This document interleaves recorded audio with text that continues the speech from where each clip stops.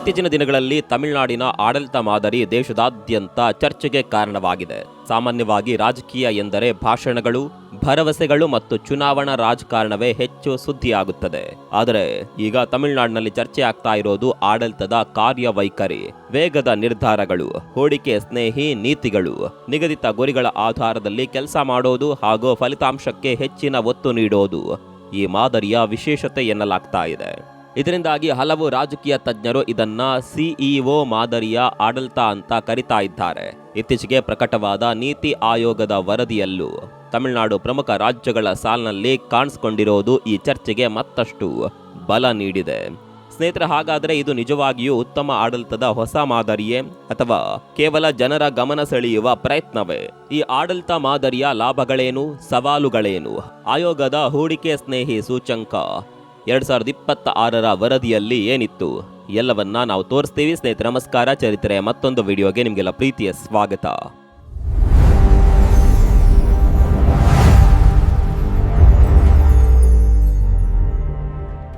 ತಮಿಳುನಾಡು ಹಲವು ದಶಕಗಳಿಂದ ದೇಶದ ಪ್ರಮುಖ ಕೈಗಾರಿಕಾ ರಾಜ್ಯವಾಗಿ ಗುರುತಿಸಿಕೊಂಡಿದೆ. ವಾಹನ ತಯಾರಿಕೆ, ಎಲೆಕ್ಟ್ರಾನಿಕ್ಸ್ ಉತ್ಪಾದನೆ, ರಫ್ತು, ವಿದೇಶಿ ಹೂಡಿಕೆ ಸೇರಿದಂತೆ ಹಲವು ಕ್ಷೇತ್ರಗಳಲ್ಲಿ ಈ ರಾಜ್ಯ ಮುಂಚೂಣಿಯಲ್ಲಿದೆ. ಆದರೆ ಇತ್ತೀಚಿನ ದಿನಗಳಲ್ಲಿ ಹೂಡಿಕೆದಾರರ ವಿಶ್ವಾಸ ಗಳಿಸುವಲ್ಲಿ ತಮಿಳುನಾಡು ಇನ್ನಷ್ಟು ವೇಗವಾಗಿ ಮುನ್ನಡೆಯುತ್ತಿದೆ ಅನ್ನುವ ಮಾತುಗಳು ಕೇಳಿ ಬರ್ತಾ ಇದೆ. ಯಾವುದೇ ಉದ್ಯಮಿ ಸಾವಿರಾರು ಕೋಟಿ ರೂಪಾಯಿ ಹೂಡಿಕೆ ಮಾಡುವ ಮುನ್ನ ರಾಜಕೀಯ ಭಾಷಣಗಳನ್ನ ಕೇಳೋದಿಲ್ಲ. ಬದಲಾಗಿ ತನ್ನ ಹೂಡಿಕೆಗೆ ಅನುಕೂಲಕರ ವಾತಾವರಣ ಇದೆಯೇ ಅನ್ನೋದನ್ನ ಮೊದಲು ಪರಿಶೀಲಿಸ್ತಾನೆ. ಭೂಮಿ ಸುಲಭವಾಗಿ ಸಿಗುತ್ತದೆಯೇ? ವಿದ್ಯುತ್ ಮತ್ತು ಮೂಲ ಸೌಕರ್ಯ ಸಮರ್ಪಕವಾಗಿದೆಯೇ? ಸರ್ಕಾರದ ನೀತಿಗಳು ಸ್ಥಿರವಾಗಿವೆಯೇ? ಅನುಮತಿಗಾಗಿ ತಿಂಗಳುಗಟ್ಟಲೆ ಕಚೇರಿ ಅಲೆದಾಡಬೇಕಾಗುತ್ತದೆಯೇ ಅಥವಾ ಸಮಯಕ್ಕೆ ಸರಿಯಾಗಿ ಎಲ್ಲ ಅನುಮತಿಗಳು ದೊರೆಯುತ್ತವೆಯೇ? ಇಂತಹ ಪ್ರಶ್ನೆಗಳಿಗೆ ಉತ್ತರ ಸಿಕ್ಕಾಗ ಮಾತ್ರ ಹೂಡಿಕೆ ಮಾಡಲು ಮುಂದಾಗುತ್ತಾನೆ. ಇದೇ ಕಾರಣಕ್ಕೆ ತಮಿಳುನಾಡು ಇಂದು ವಾಹನ ಉತ್ಪಾದನೆ, ಎಲೆಕ್ಟ್ರಾನಿಕ್ಸ್ ತಯಾರಿಕೆ ಮತ್ತು ವಿದ್ಯುತ್ ಚಾಲಿತ ವಾಹನಗಳ ಕ್ಷೇತ್ರದಲ್ಲಿ ದೇಶದ ಪ್ರಮುಖ ಕೇಂದ್ರವಾಗಿ ಬೆಳೆಯುತ್ತಿದೆ. ಅನೇಕ ಅಂತಾರಾಷ್ಟ್ರೀಯ ಕಂಪನಿಗಳು ತಮ್ಮ ಉತ್ಪಾದನಾ ಘಟಕಗಳನ್ನು ಇಲ್ಲಿ ಸ್ಥಾಪಿಸಲು ಆಸಕ್ತಿ ತೋರಿಸುತ್ತಿವೆ. ಆದರೆ ಒಂದು ರಾಜ್ಯ ಕೈಗಾರಿಕಾ ಕೇಂದ್ರವಾಗಲು ಕೇವಲ ಹಳೆಯ ಹಿನ್ನೆಲೆ ಸಾಕಾಗೋದಿಲ್ಲ. ಹೊಸ ಹೂಡಿಕೆಗಳನ್ನು ಆಕರ್ಷಿಸಲು ಆಡಳಿತದ ವೇಗ ಮತ್ತು ನೀತಿಗಳ ಸ್ಥಿರತೆಯು ಮುಖ್ಯವಾಗುತ್ತೆ. ಈಗ ತಮಿಳುನಾಡಿನಲ್ಲಿ ನೀತಿ ಆಯೋಗ ತನ್ನ ವರದಿಯಲ್ಲಿ ಸಾಧನೆಯನ್ನ ಮೆಚ್ಚಿಕೊಂಡಿರೋದರ ಜೊತೆಗೆ ಮೂಲಸೌಕರ್ಯ ಅಭಿವೃದ್ಧಿ, ನಗರಗಳ ಮೇಲಿನ ಹೆಚ್ಚುತ್ತಿರುವ ಒತ್ತಡ, ನೀರಿನ ನಿರ್ವಹಣೆ, ಹಣಕಾಸಿನ ಹೊರೆ ಹಾಗೂ ಗ್ರಾಮೀಣ ನಗರ ಪ್ರದೇಶಗಳ ನಡುವಿನ ಅಭಿವೃದ್ಧಿ ಅಂತರದಂತಹ ಸವಾಲುಗಳನ್ನ ಕೂಡ ಉಲ್ಲೇಖಿಸಿದೆ. ಅಂದ್ರೆ ಉತ್ತಮ ಆಡಳಿತ ಅಂದ್ರೆ ಕೇವಲ ವೇಗವಾಗಿ ನಿರ್ಧಾರ ತೆಗೆದುಕೊಳ್ಳೋದಷ್ಟೇ ಅಲ್ಲ, ಅಭಿವೃದ್ಧಿಯ ಫಲ ಪ್ರತಿಯೊಬ್ಬ ನಾಗರಿಕನಿಗೂ ತಲುಪುವಂತೆ ಮಾಡುವುದು ಅಷ್ಟೇ ಮುಖ್ಯ. ಇದೇ ಯಾವುದೇ ಆಡಳಿತ ಮಾದರಿಯ ನಿಜವಾದ ಯಶಸ್ಸಿನ ಮಾನದಂಡವಾಗಿದೆ ಎಂದು ಆಯೋಗದ ವರದಿಯು ಎಲ್ಲರ ಗಮನ ಸೆಳೆಯುತ್ತಿದೆ.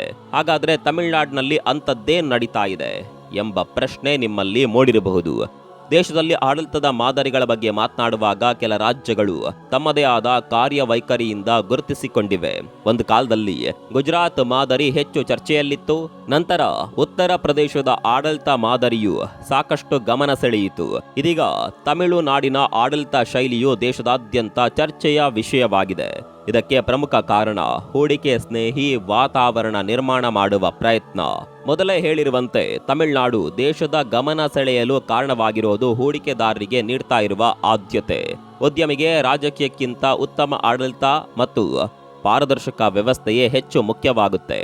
ಇದೇ ಕಾರಣಕ್ಕೆ ಹೂಡಿಕೆ ಸ್ನೇಹಿ ಸೂಚ್ಯಂಕ 2026ರಲ್ಲಿ ತಮಿಳುನಾಡಿನ ಸಾಧನೆ ವಿಶೇಷವಾಗಿ ಗಮನ ಸೆಳೆದಿದೆ. ಸ್ನೇಹಿತರೆ, ತಮಿಳುನಾಡನ್ನ ಭಾರತದ ಡೆಟ್ರಾಯಿಟ್ ಎಂದು ಕರೆಯಲಾಗುತ್ತೆ. ಇದಕ್ಕೆ ಕಾರಣವೂ ಇದೆ. ಜಗತ್ತಿನ ಹಲವು ಪ್ರಮುಖ ವಾಹನ ತಯಾರಿಕಾ ಕಂಪನಿಗಳು ತಮ್ಮ ಉತ್ಪಾದನಾ ಘಟಕಗಳನ್ನ ಈ ರಾಜ್ಯದಲ್ಲಿ ಸ್ಥಾಪಿಸಿವೆ. Hyundai, BMW, Renault, Nissan, TVS, Ashok Leyland ಸೇರಿದಂತೆ ಅನೇಕ ಕಂಪನಿಗಳು ತಮಿಳುನಾಡಿನಲ್ಲೇ ಕಾರ್ಯನಿರ್ವಹಿಸುತ್ತಿವೆ. ಒಂದು ಅಂದಾಜಿನ ಪ್ರಕಾರ ಭಾರತದ ರಸ್ತೆಗಳಲ್ಲಿ ಸಂಚರಿಸುವ ಪ್ರತಿ 3 ವಾಹನಗಳಲ್ಲಿ ಒಂದಕ್ಕೆ ತಮಿಳುನಾಡಿನೊಂದಿಗೆ ನೇರ ಅಥವಾ ಪರೋಕ್ಷ ಸಂಬಂಧವಿದೆ ಎನ್ನಲಾಗುತ್ತೆ. ಇದರಿಂದಲೇ ಈ ರಾಜ್ಯ ವಾಹನ ಉತ್ಪಾದನೆಯ ಪ್ರಮುಖ ಕೇಂದ್ರವಾಗಿ ಬೆಳೆದಿದೆ. ಇದೀಗ ವಾಹನ ಉದ್ಯಮ ಮಾತ್ರವಲ್ಲ, ಎಲೆಕ್ಟ್ರಾನಿಕ್ಸ್ ಉತ್ಪಾದನೆಯಲ್ಲಿಯೂ ತಮಿಳುನಾಡು ವೇಗವಾಗಿ ಮುನ್ನಡೆಯುತ್ತಿದೆ. ಫಾಕ್ಸ್ಕಾನ್, ಪೆಗಾಟ್ರಾನ್ ಹಾಗೂ ಟಾಟಾ ಎಲೆಕ್ಟ್ರಾನಿಕ್ಸ್ ಸೇರಿದಂತೆ ಹಲವು ಕಂಪನಿಗಳು ಭಾರತದಲ್ಲೇ ಆಪಲ್ನ ಐಫೋನ್ ಉತ್ಪಾದನೆಗೆ ಹೆಚ್ಚಿನ ಒತ್ತು ನೀಡ್ತಾ ಇವೆ. ಈ ಉತ್ಪಾದನಾ ಚಟುವಟಿಕೆಗಳ ಪ್ರಮುಖ ಕೇಂದ್ರವಾಗಿ ತಮಿಳುನಾಡು ಹೊರಹೊಮ್ಮುತ್ತಿದೆ. ಇದರ ಜೊತೆಗೆ ಭವಿಷ್ಯದ ತಂತ್ರಜ್ಞಾನ ಹಾಗೂ ವಿದ್ಯುತ್ ಚಾಲಿತ ವಾಹನಗಳ ಕ್ಷೇತ್ರದಲ್ಲಿಯೂ ತಮಿಳುನಾಡು ದೊಡ್ಡ ಹೆಜ್ಜೆ ಇಡ್ತಾ ಇದೆ. ವಿದ್ಯುತ್ ವಾಹನಗಳಿಗೆ ಅಗತ್ಯವಾದ ಉತ್ಪಾದನಾ ಘಟಕಗಳು, ಪೂರಕ ಕೈಗಾರಿಕೆಗಳು ಹಾಗೂ ಹೂಡಿಕೆಗಳನ್ನ ಆಕರ್ಷಿಸುವ ಮೂಲಕ ಈ ಕ್ಷೇತ್ರದಲ್ಲಿ ದೇಶದ ಮುಂಚೂಣಿ ರಾಜ್ಯವಾಗುವ ಗುರಿಯನ್ನ ಹೊಂದಿದೆ. ಒಟ್ನಲ್ಲಿ ನೋಡಿದರೆ ವೇಗವಾದ ಆಡಳಿತ, ಹೂಡಿಕೆ ಸ್ನೇಹಿ ನೀತಿಗಳು, ಕೈಗಾರಿಕೆಗಳಿಗೆ ಪೂರಕವಾದ ಮೂಲಸೌಕರ್ಯ ಹಾಗೂ ಉತ್ಪಾದನಾ ಸಾಮರ್ಥ್ಯವೇ ಇಂದು ತಮಿಳುನಾಡನ್ನ ಮತ್ತೊಮ್ಮೆ ರಾಷ್ಟ್ರೀಯ ಮಟ್ಟದಲ್ಲಿ ಚರ್ಚೆಗೆ ತರುತ್ತಿವೆ. ಸ್ನೇಹಿತರೆ, ಪ್ರತಿಯೊಂದು ವಿಷಯಕ್ಕೂ ಎರಡು ಮುಖಗಳಿರುತ್ತವೆ. ಯಾವುದೇ ವಿಷಯವನ್ನ ನಿಷ್ಪಕ್ಷಪಾತವಾಗಿ ವಿಶ್ಲೇಷಣೆ ಮಾಡಬೇಕಾದ್ರೆ ಅದರ ಸಕಾರಾತ್ಮಕ ಅಂಶಗಳ ಜೊತೆಗೆ ಅದರಲ್ಲಿರುವ ಸವಾಲುಗಳ ಬಗ್ಗೆಯೂ ಮಾತನಾಡಬೇಕು. ಈಗ ತಮಿಳುನಾಡಿನ ಆಡಳಿತ ಮಾದರಿಯ ಇನ್ನೊಂದು ಮುಖವನ್ನ ಅರ್ಥ ಮಾಡಿಕೊಳ್ಳೋಣ. ನೀತಿ ಆಯೋಗದ ಹೂಡಿಕೆ ಸ್ನೇಹಿ ಸೂಚ್ಯಂಕ 2026ರ ವರದಿಯಲ್ಲಿ ತಮಿಳುನಾಡಿನ ಸಾಧನೆಯನ್ನ ಮೆಚ್ಚಿಕೊಳ್ಳೋದರ ಜೊತೆಗೆ ರಾಜ್ಯ ಎದುರಿಸ್ತಾ ಇರುವ 5 ಪ್ರಮುಖ ಸವಾಲುಗಳನ್ನ ಕೂಡ ಉಲ್ಲೇಖಿಸಲಾಗಿದೆ. ಮೊದಲೇದು ಚೆನ್ನೈ ವಿಮಾನ ನಿಲ್ದಾಣದ ವಿಸ್ತರಣೆ ಯೋಜನೆ. ಈ ಯೋಜನೆಯ ವಿಳಂಬವು ದೊಡ್ಡ ಸವಾಲಾಗಿ ಗುರುತಿಸಿದೆ. ಎರಡನೇದು ಬಂದರು ನಿರ್ವಹಣೆ ಮತ್ತು ಸರಕು ಸಾಗಣೆ ವ್ಯವಸ್ಥೆ. ಅಂದರೆ ಸರಕು ಸಾಗಣೆಯಲ್ಲಿ ಉಂಟಾಗ್ತಾ ಇರುವ ದಟ್ಟಣೆಯಿಂದ ಪೂರೈಕೆ ಸರಪಳಿ ನಿಧಾನಗತಿಯಲ್ಲಿ ಸಾಗ್ತಾ ಇದೆ. ಮೂರನೇದು ನಗರ ಮೂಲ ಸೌಕರ್ಯ, ಅದರಲ್ಲೂ ವಿಶೇಷವಾಗಿ ನೀರಿನ ನಿರ್ವಹಣೆ ಮತ್ತು ಒಳಚರಂಡಿ ವ್ಯವಸ್ಥೆ ಇನ್ನೂ ಪ್ರಮುಖ ಸಮಸ್ಯೆಗಳಾಗಿಯೇ ಉಳಿದಿವೆ. ನಾಲ್ಕನೇದು ರಾಜ್ಯದ ಹಣಕಾಸಿನ ಸ್ಥಿತಿಯಿಂದಾಗಿ ಹೆಚ್ಚುತ್ತಿರುವ ಸಾಲದ ಹೊರೆ ಸರ್ಕಾರದ ಮೇಲೆ ಒತ್ತಡವನ್ನ ಹೆಚ್ಚಿಸುತ್ತಿದೆ. ಐದನೇದು ಪ್ರಾದೇಶಿಕ ಅಸಮಾನತೆ. ಚೆನ್ನೈ ಮತ್ತು ಕೊಯಮತ್ತೂರಿನಂತಹ ನಗರಗಳಲ್ಲಿ ವೇಗವಾದ ಅಭಿವೃದ್ಧಿ ಕಂಡುಬರುತ್ತಿದ್ದರೆ ಗ್ರಾಮೀಣ ಭಾಗಗಳಲ್ಲಿ ಅಭಿವೃದ್ಧಿಯ ವೇಗ ಇನ್ನೂ ಕೂಡ ನಿರೀಕ್ಷಿತ ಮಟ್ಟಕ್ಕೆ ತಲುಪಿಲ್ಲ. ಸ್ನೇಹಿತರೆ, ತಮಿಳುನಾಡಿನ ಕಾರ್ಯಕ್ಷಮತೆ ಉತ್ತಮವಾಗಿದೆ ಅನ್ನೋದು ಸತ್ಯ, ಆದರೆ ಅದರ ಮುಂದಿರುವ ಸವಾಲುಗಳು ಕೂಡ ಅಷ್ಟೇ ಗಂಭೀರವಾಗಿವೆ. ಕೇವಲ ಒಂದು ಆಡಳಿತ ಮಾದರಿಗೆ ಹೊಸ ಹೆಸರು ನೀಡೋದ್ರಿಂದ ಅಥವಾ ದೊಡ್ಡ ಯೋಜನೆಗಳನ್ನ ಘೋಷಣೆ ಮಾಡೋದ್ರಿಂದ ಮಾತ್ರ ಸಮಸ್ಯೆಗಳು ಪರಿಹಾರವಾಗುವುದಿಲ್ಲ.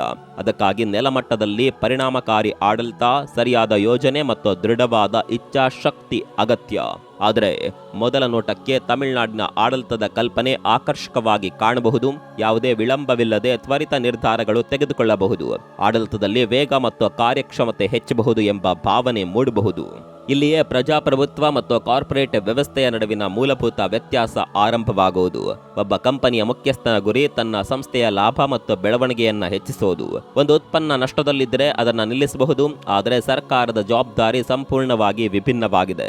ಸರ್ಕಾರದ ಮುಖ್ಯ ಗುರಿ ಕೇವಲ ಆದಾಯ ಗಳಿಸೋದಲ್ಲ, ಬದಲಾಗಿ ಸಾಮಾಜಿಕ ನ್ಯಾಯ ಮತ್ತು ಜನರ ಕಲ್ಯಾಣವನ್ನ ಕಾಪಾಡೋದು. ಹೀಗಾಗಿ ಸಿಇಒ ಮಾದರಿಯ ಆಡಳಿತ ಎಂದರೆ ರಾಜ್ಯವನ್ನ ಖಾಸಗಿ ಕಂಪನಿಯಂತೆ ನಡೆಸೋದು ಎಂದಲ್ಲ, ಬದಲಾಗಿ ಖಾಸಗಿ ಸಂಸ್ಥೆಗಳ ಕಾರ್ಯಕ್ಷಮತೆ, ವೇಗದ ನಿರ್ಧಾರಗಳನ್ನು ತೆಗೆದುಕೊಳ್ಳುವ ಸಾಮರ್ಥ್ಯ ಮತ್ತು ಪ್ರಜಾಪ್ರಭುತ್ವದ ಉತ್ತರದಾಯಿತ್ವ, ಮಾನವೀಯತೆ ಎರಡನ್ನ ಸಮತೋಲನಗೊಳಿಸುವ ಆಡಳಿತವೇ ಉತ್ತಮ ಮಾದರಿಯಾಗಬಹುದು. ಅಂದರೆ ಕಾರ್ಯಕ್ಷಮತೆ ಮತ್ತು ಜನಪರ ಆಡಳಿತ ಎರಡನ್ನ ಒಟ್ಟಿಗೆ ತೆಗೆದುಕೊಂಡು ಸಾಗುವ ಸಮತೋಲಿತ ವ್ಯವಸ್ಥೆ ನಿರ್ಮಾಣವಾದರೆ ಅದು ಸರ್ಕಾರಕ್ಕೂ ಉತ್ತಮ, ಜನರಿಗೂ ಹೆಚ್ಚು ಪ್ರಯೋಜನಕಾರಿಯಾಗುತ್ತೆ. ಇದರ ಜೊತೆಗೆ ಯಾವುದೇ ಆಡಳಿತ ಮಾದರಿಯ ಯಶಸ್ಸನ್ನ ಅಳೆಯಲು ಕೇವಲ ಹೂಡಿಕೆ ಮತ್ತು ಕೈಗಾರಿಕಾ ಬೆಳವಣಿಗೆಯನ್ನಷ್ಟೇ ನೋಡಲು ಸಾಧ್ಯವಿಲ್ಲ. ಶಿಕ್ಷಣ, ಆರೋಗ್ಯ, ಉದ್ಯೋಗ ಸೃಷ್ಟಿ, ಪರಿಸರ ಸಂರಕ್ಷಣೆ ಮತ್ತು ಸಾಮಾನ್ಯ ಜನರ ಜೀವನ ಮಟ್ಟದಲ್ಲಾಗುವ ಬದಲಾವಣೆಯು ಅಷ್ಟೇ ಮುಖ್ಯವಾಗುತ್ತೆ. ಒಂದು ರಾಜ್ಯದ ನಿಜವಾದ ಅಭಿವೃದ್ಧಿ ಎಂದರೆ ದೊಡ್ಡ ಕಂಪನಿಗಳು ಬರೋದಷ್ಟೇ ಅಲ್ಲ, ಅದರ ಲಾಭ ಸಾಮಾನ್ಯ ಜನರಿಗೂ ತಲುಪಬೇಕು. ಯುವಕರಿಗೆ ಉದ್ಯೋಗ ಅವಕಾಶಗಳು ಹೆಚ್ಚಬೇಕು, ಸಣ್ಣ ಉದ್ಯಮಗಳಿಗೂ ಬೆಳೆಯಲು ಅವಕಾಶ ಸಿಗಬೇಕು. ವೇಗದ ಆಡಳಿತದ ಜೊತೆಗೆ ಜನರ ಸಮಸ್ಯೆಗಳಿಗೆ ಸ್ಪಂದಿಸುವ ವ್ಯವಸ್ಥೆ ಇದ್ದಾಗ ಮಾತ್ರ ಯಾವುದೇ ಆಡಳಿತ ಮಾದರಿ ದೀರ್ಘಕಾಲ ಯಶಸ್ವಿಯಾಗೋದಕ್ಕೆ ಸಾಧ್ಯ. ಸ್ನೇಹಿತರೆ, ಹಾಗಾದರೆ ತಮಿಳುನಾಡಿನ ಕಾರ್ಪೊರೇಟ್ ಆಡಳಿತದ ಕುರಿತಾಗಿ ನಿಮ್ಮ ಅನಿಸಿಕೆಯನ್ನು ಕಾಮೆಂಟ್ ಮಾಡಿ. ಮತ್ತೊಂದು ವಿಡಿಯೋದಲ್ಲಿ ಸಿಗೋಣ. ಅಲ್ಲಿವರೆಗೂ ನಮಸ್ಕಾರ.